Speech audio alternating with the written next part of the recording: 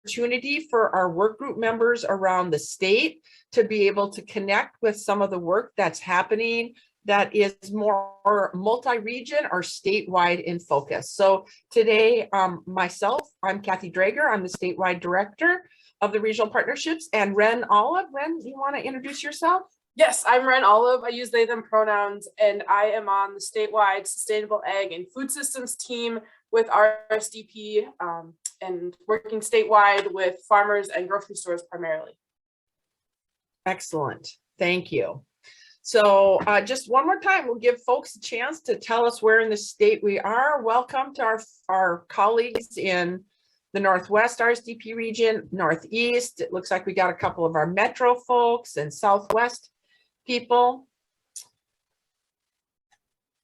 So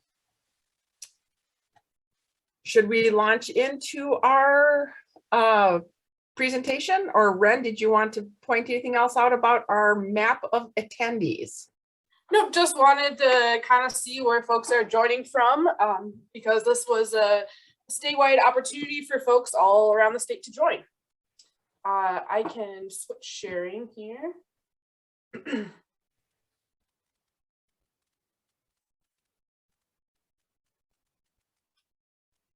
All right.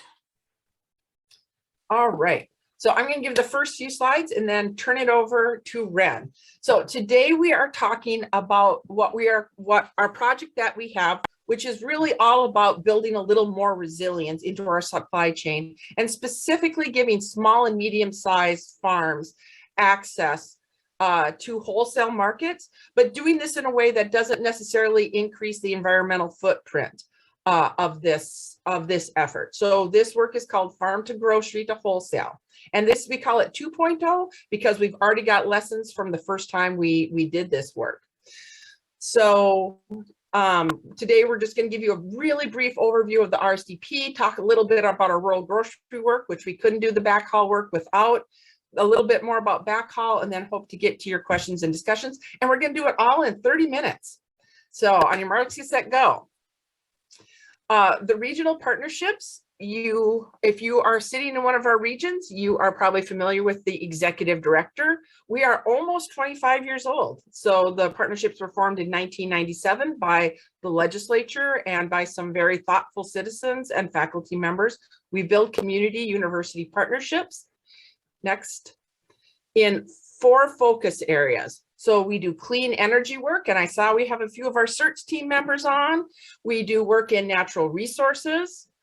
We work with resilient communities and sustainable tourism, and then the agriculture and food system work, which this is a webinar that is talking about one small part of the sustainable ag and food system work we do around the state. Those are our 4 focus areas. So what is your connection to RSDP? Ren, is this another? Yeah, so we'll have a poll popping up. Thanks to Diane for helping us out again. So if you could please answer the Zoom poll, what your connection to RSDP is.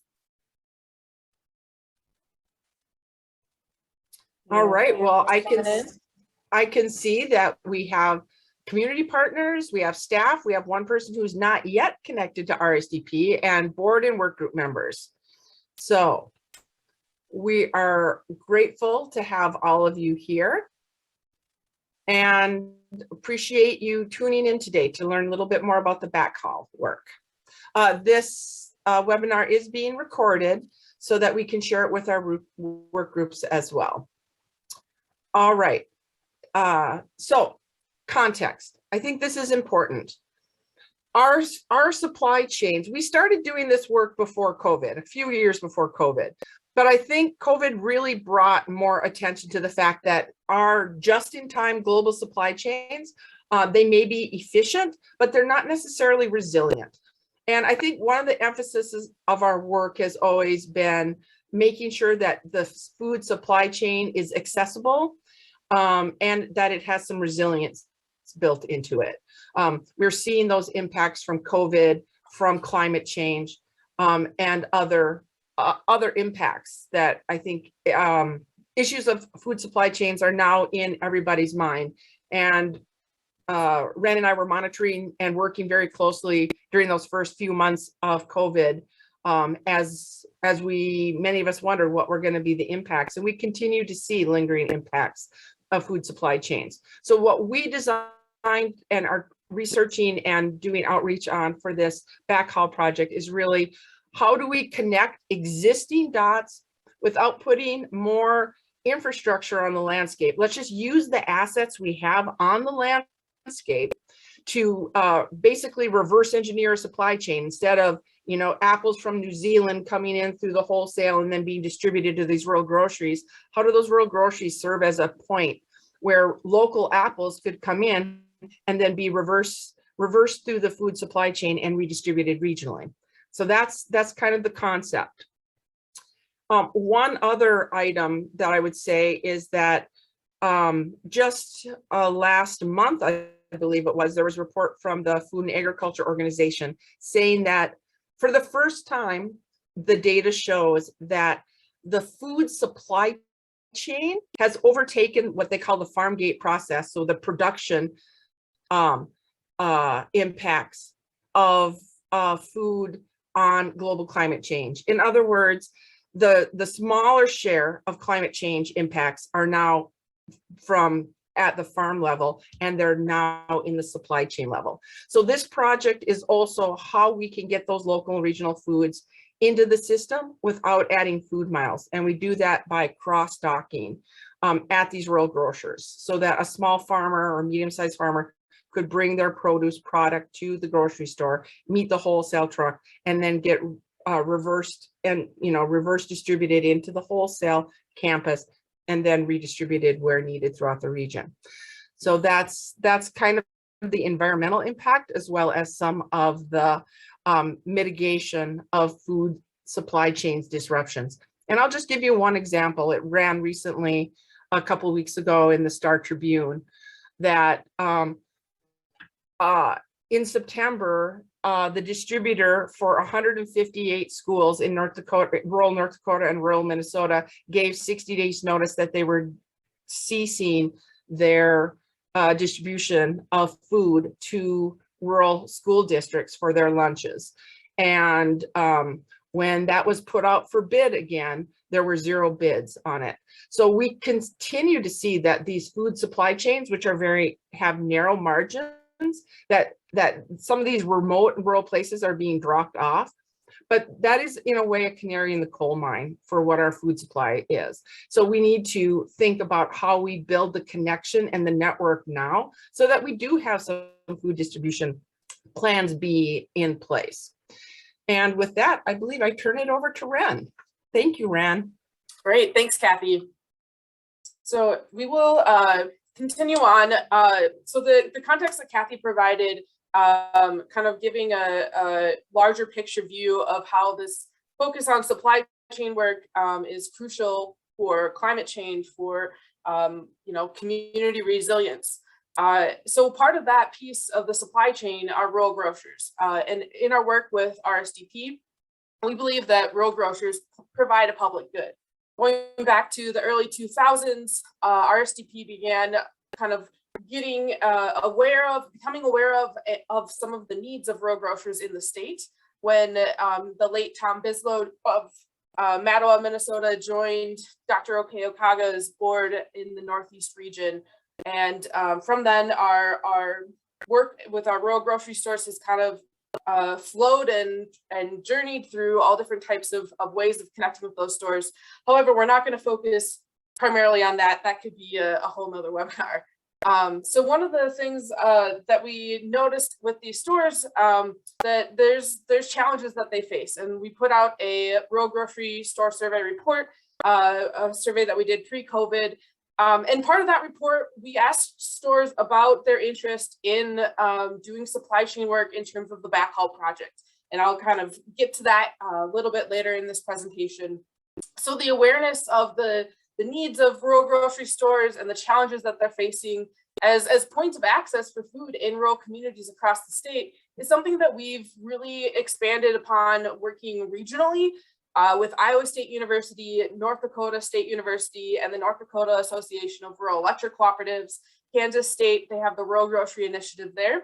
And of course, our folks and our colleagues within Extension. So let's transition to the Backhaul project, what we're here to focus our majority of our time on today. So before I begin to talk about the model and our plans and our past work with the Backhaul project, I wanted to ask you all, what is your familiarity with the Backhaul project? How much do you know? There's a poll. It should be a scale of 1, kind of 0, I don't know very much, 5, I know quite a bit. And I asked this, as Kathy said, so this is, we're calling 2.0. We did a first version pilot of this project, and now we're have the opportunity to expand upon it. So it looks like we have quite a few people answering the Zoom poll, that a good chunk of folks feel pretty confident, but we have folks who haven't heard about it before as well.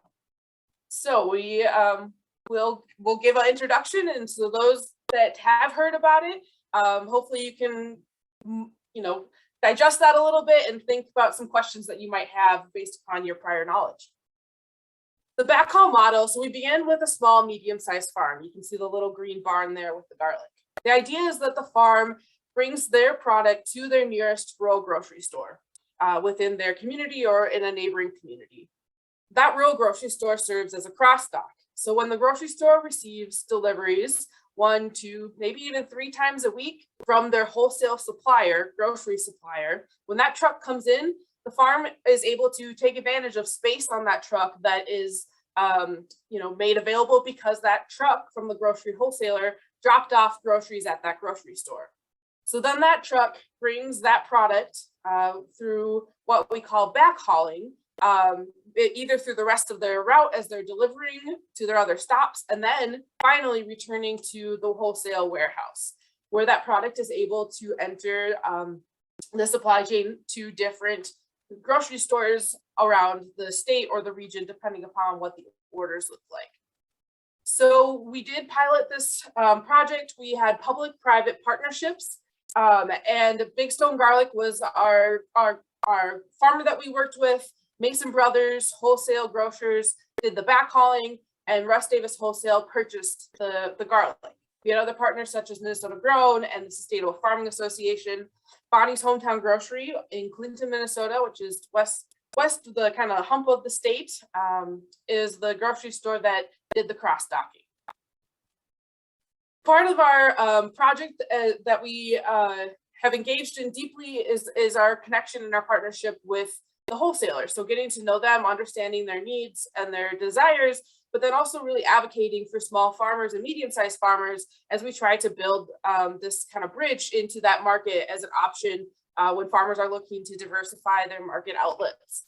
So Mason Brothers has given presentations with us in the past. So this slide and the next one are from a transportation conference presentation that we did. So to kind of give you some context about Mason Brothers, there you can see the star. They're located in Wadena, Minnesota. They were founded in 1920. Duke Harrison is our contact there, and I believe he's the 5th generation of working with that business in his family. They utilize their fleet with 30 semi-trucks, 6 straight trucks. They also have compartmentalized compartments, so dry, cold, and freezer. And so when we're learning about these different things, so here's a picture you can see of us at Bonnie's in the back of her store. Our garlic farmers are transferring product to the wholesaler. We did a lot of investigation on food safety, regulations, the logistics piece, building the relationships, which has really been key, looking at product packaging needs and pricing. And the pricing is something that, when talking about local foods in general, that really rises to the top oftentimes. And so that's something that we continue to dig in on as we enter Backhaul 2.0. So kind of our focus and how the Backhaul 1.0 versus 2.0 compares. For the 1.0, we had support from USDA AFRI grant. There was research and extension, 1 test crop, 1 test location, and a high focus on food safety and regulations. With the second project, we have those similar things, but we're looking at doing a wider analysis in terms of scales of operation and what that means for farmers as we work with them to do kind of a scaling up as they're comfortable.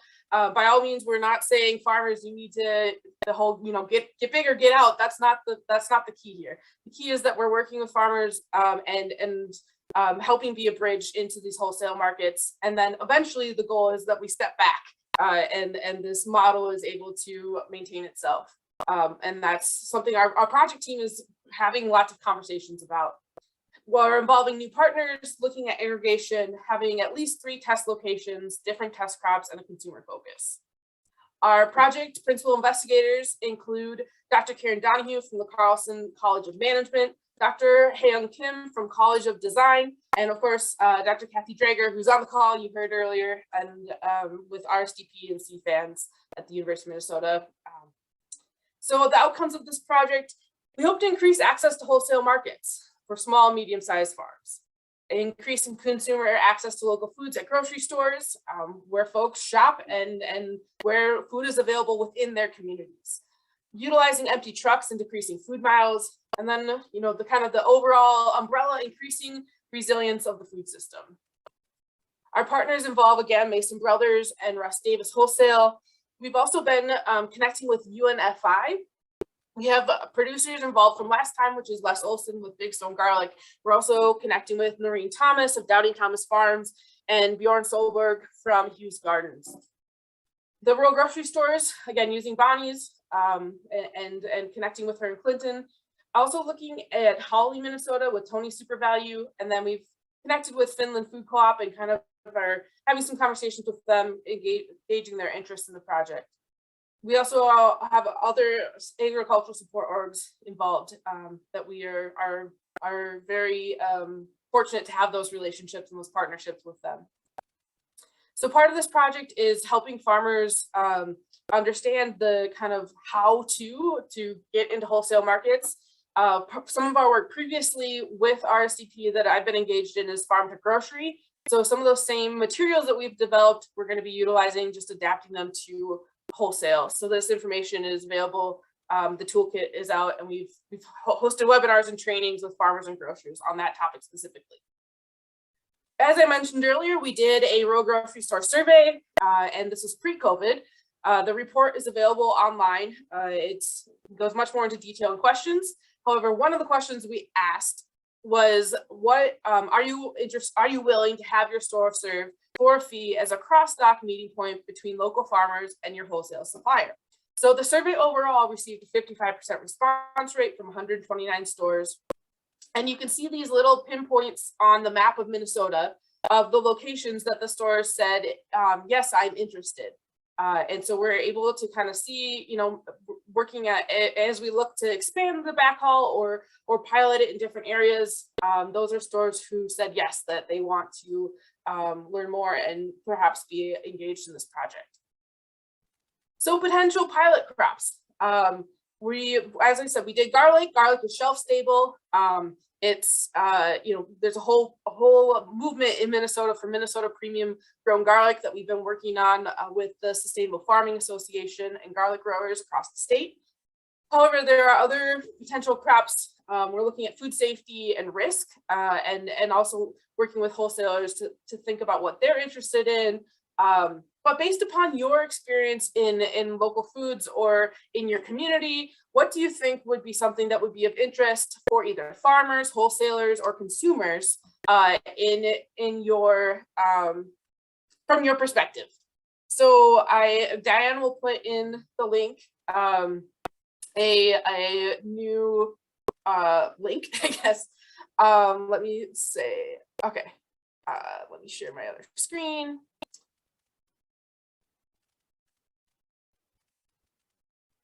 Okay, so hopefully now with that Menti link, you're able to enter in some ideas of crops that you think would work with helping farmers access wholesale markets from a consumer perspective, from what you know about local foods available in your area. And if you can just copy and paste the Menti link,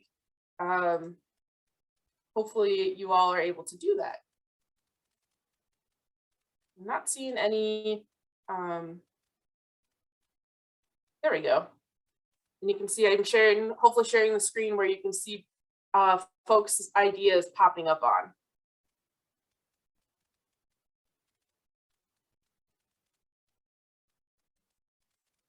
So apples, squash, root veggies, sweet corn, carrots. And hopefully as folks, there we go, their words are starting to get a little bit bigger as more people agree on those items or suggest them.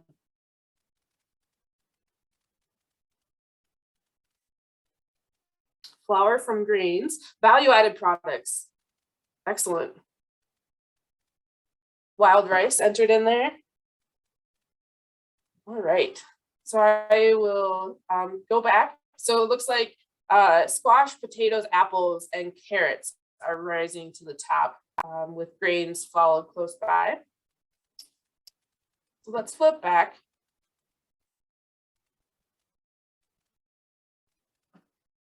So now we have an opportunity that you've kind of got an overview, a 10,000 foot view of supply chains and some thoughts about that. The backhaul model, how we're using cross-docking and leveraging relationships with wholesalers to try to provide that as an option for more small and medium-sized growers and farmers across the state. We didn't talk, or you gave suggestions on crops that you thought might fit. So now let's open up for the last 10 minutes or so, discussion and questions. You're able to enter into the Q&A. There's a button on your screen. You can also raise your hand and we can unmute you and you can share your question or thought or discussion item verbally. Roomby asked a question, what is the cost to the small producers taking advantage of the empty trucks? Well, sorry, can you say that again?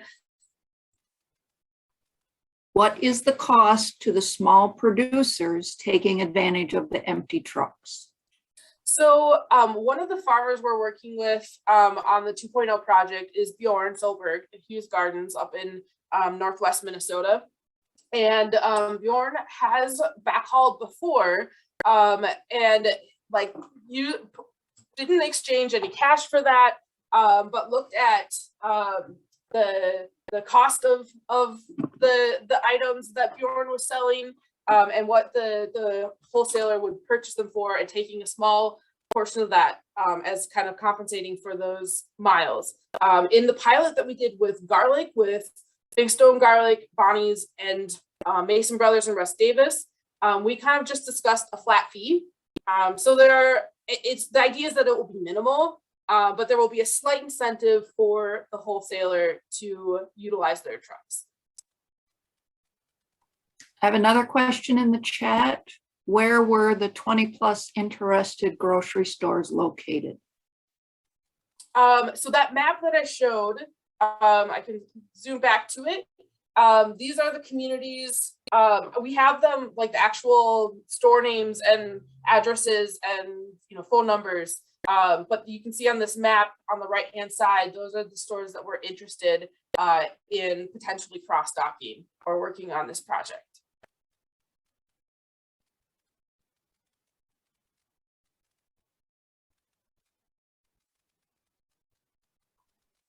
So I also see another question that came in the chat.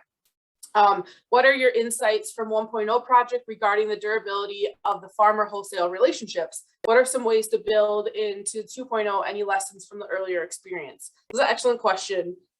So I attended yesterday a meeting convened by Minnesota Farmers Union with specialty crop folks engaged in there were like maybe a dozen different organizations represented. And one of the key points of discussion was wholesale relationships and working with wholesalers to understand the nature of buying from small and medium-sized farms. So one of the wholesalers that we recently connected with and interviewed said that they're probably buying from about 20, maybe 25 farms across the state. And so that kind of tracks with how many farms that we know do gap audits. So good agricultural practices is something that farmers do, and oftentimes at the request, or they do because of the request from the wholesaler or their buyer to get their process and their farm, the food safety focus inspected, and that's by crop. So we have Annalisa Halper working on that. So from Extension. So looking at that food safety piece and the discussion that we have with the wholesaler, there's a lot of questions about like, what is the safety of buying from small, medium-sized farmers versus a really large farmer? And we're like looking at the relationships and the durability in this question. We're really hoping to provide some of that that like insight to the wholesalers on how these farmers are operating, that they're working with the on-farm food safety team at Extension, they're involving traceability, etc. So learning from the 1.0 project, there's a lot of understanding on the farmer's part too of packaging and standards for wholesale. So we're looking at both of those and continuing that into 2.0.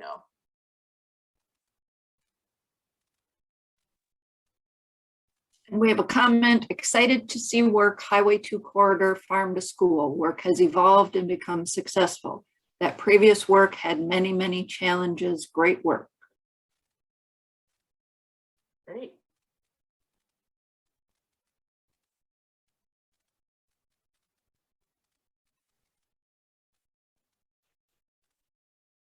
I see another question came in. Besides raw crops, could you backhaul locally made salsa, sauces, dried soup packets? Yes, the part of the farm to grocery toolkit goes into the regulations behind different types of production of local foods. And one of the things we've worked with is with MISA, the Minnesota Institute for Sustainable Agriculture, Jane Jewett specifically, to kind of talk through what are the there's some educational pieces for growers to do that type of processing for salsas, sauces. Oftentimes, a lot of growers will do what is known as cottage food production, and that production is not allowed to be entered into anything beyond direct to consumer. So there's some licensing that needs to happen, and there'll be more questions in terms of packaging and labeling that the wholesalers will have, but that's something that we could definitely explore.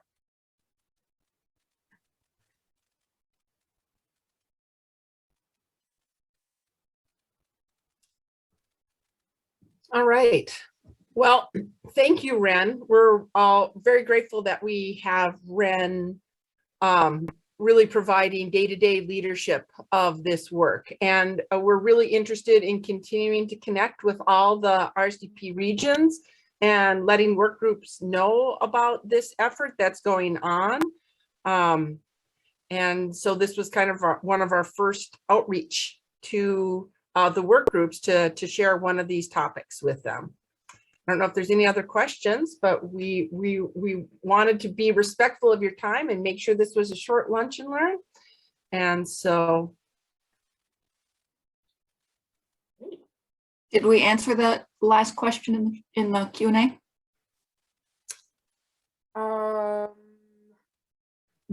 Yes. Do you see any opportunities for rural grocers, farmers, and wholesalers to be part of the solution for schools? Kathy, do you want to take that one? Oh yeah, absolutely. I am super excited about this. We've had a breakdown in some of these communities where the schools quit buying from those local grocery stores and they went with, the large distributors who could promise, like cheaper pre-made heat and serve food for those schools. If we can, so yes, we do see that there could be definite connections using those rural grocery stores as a food access asset.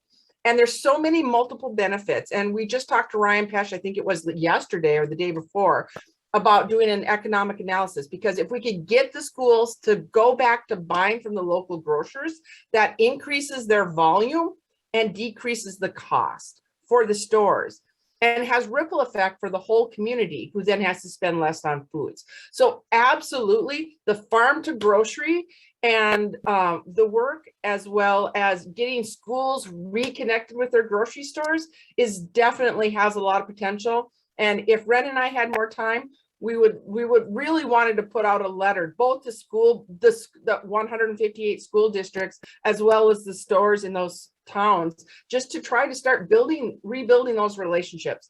Because I think there was probably, and we're hearing this in the North Dakota anyway, there were some hurt feelings when the school district separated from the grocery stores and started going with, you know, the big Cisco's and other big distributors instead of shopping local. So I think there's lots of opportunity. It's a great question.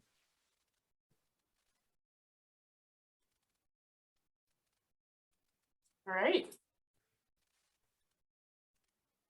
Okay. Well, Ram, I think we can wrap it up. Thank you. Great. Thanks, Thank you, everybody. everyone.